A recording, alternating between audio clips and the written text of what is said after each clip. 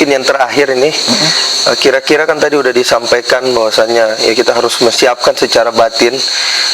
Kira-kira untuk masuknya daripada bulan Ramadan, amal atau ibadah apa yang paling baik yang dilakukan oleh seorang muslim, seorang mukmin, Ustaz, di bulan Ramadan? Nah.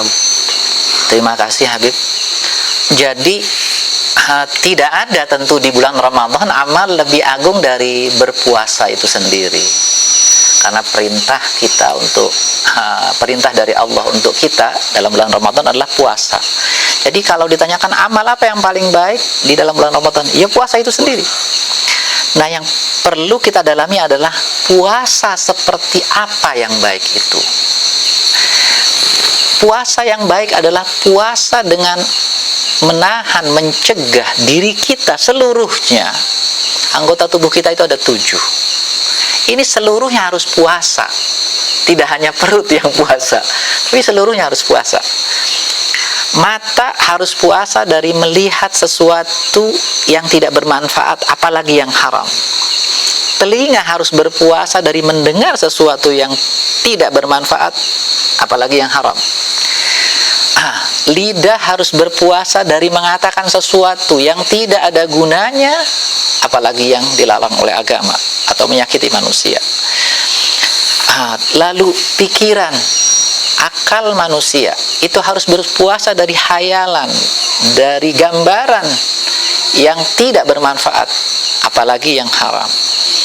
Hatinya harus berpuasa dari kemaksiatan atau menginginkan sesuatu yang Allah Subhanahu wa ta'ala haramkan.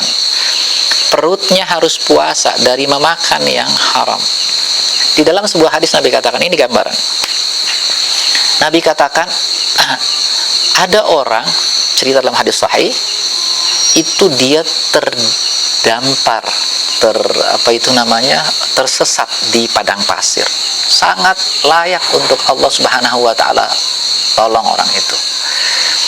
Lalu dia ngangkat tangannya, tinggi-tinggi dikatakan, ya Rab, ya Rab, ya Rab.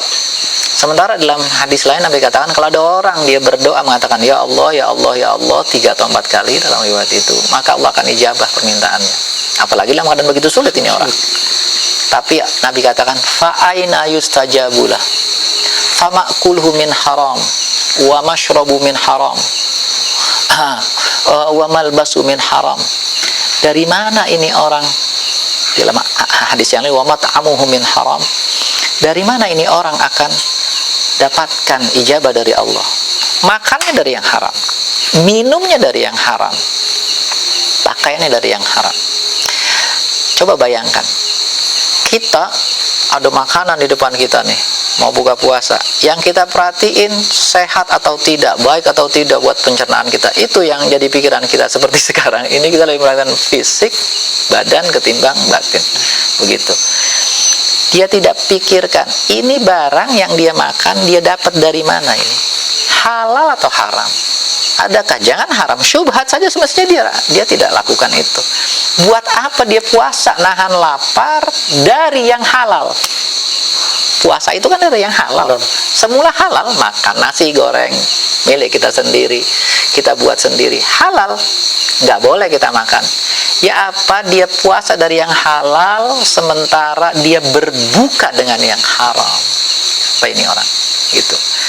Ini adalah sebuah logika yang sangat mudah semestinya buat kita untuk memahaminya.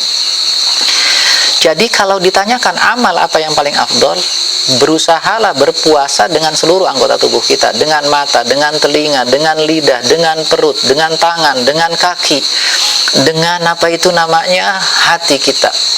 Kita jaga seluruhnya dari sesuatu yang tidak bermanfaat, apalagi yang haram.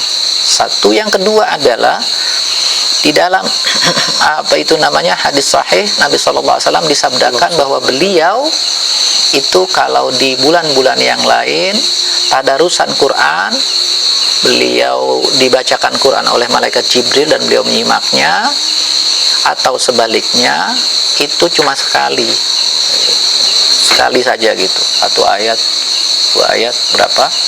Tapi kalau di bulan Ramadan lebih dari 2 kali. Artinya baca Quran harus kita lakukan lebih sering sepanjang Ramadan. Membaca Al-Quran itu ada 2 macam.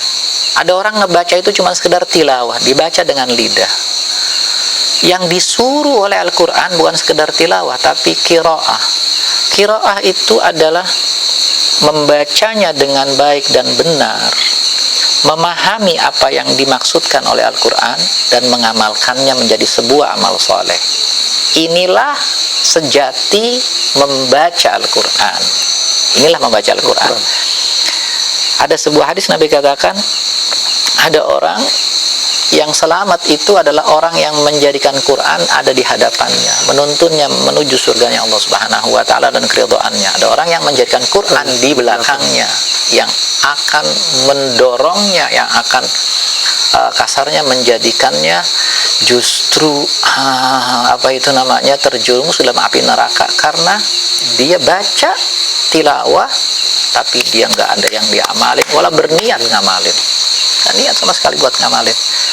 Lalu bagaimana kalau saya belum bisa ini saya amalin? Paling tidak ada niat baik. Bukankah kalau kita niat baik itu pahala satu? Gitu. Paling ada niat untuk mengamalkan. Kalau belum bisa kondisi negeri kita nggak ada hukum Islam bisa diterapkan, ya Anda berniat dukung orang yang mau melakukan itu, dan seterusnya. Yang ketiga, yang terakhir adalah tentu ini yang kedua, selain baca Al-Quran tentu berzikir. Yang ketiga adalah tadi yang kedua itu selain baca Al-Quran tentu memperbanyak zikir, sholawat kepada Rasulullah SAW dan yang lain. Yang ketiga juga sholat malam dan yang lain gitu, artinya ibadah kepada Allah Subhanahu wa taala. Begitu. Yang ketiga adalah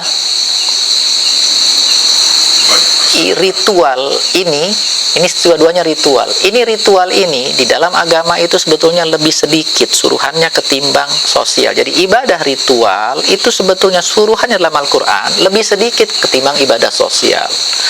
Jadi di bulan puasa tidak ada amal lebih agung kalau saya nggak bisa nambah sholat sunnah, nggak bisa nambah baca Quran banyak-banyak, nggak bisa begini, nggak bisa begitu, hanya bisa berpuasa dengan sebaik-baiknya yang saya mampu.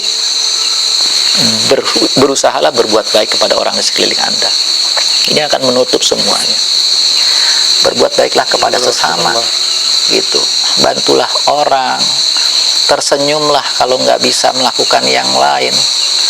Bersikap ariflah ketika ada orang di sekeliling kita dalam keadaan misalnya sulit atau dia mengatakan sesuatu yang kurang baik kepada kita. Bersikap bijaksanalah. Mudah-mudahan Allah Subhanahu wa taala bukakan kita semua untuk bisa melaksanakan apa yang Allah perintahkan dari puasa yang baik. Ibadah-ibadah yang lain seperti membaca Al-Quran, berzikir, sholat sunnah, dan yang lain, terutama di malam hari. Terus yang paling utama tadi saya sampaikan, selain menjaga puasa kita dengan sebaik-baiknya adalah berbuat baiklah ya ikhwan kepada orang di sekeliling kita. Itu luar biasa pahalanya di sisi Allah Subhanahu wa taala. Mudah-mudahan Allah berikan taufik dan hidayah buat kita untuk melakukannya. Amin ya rabbal alamin.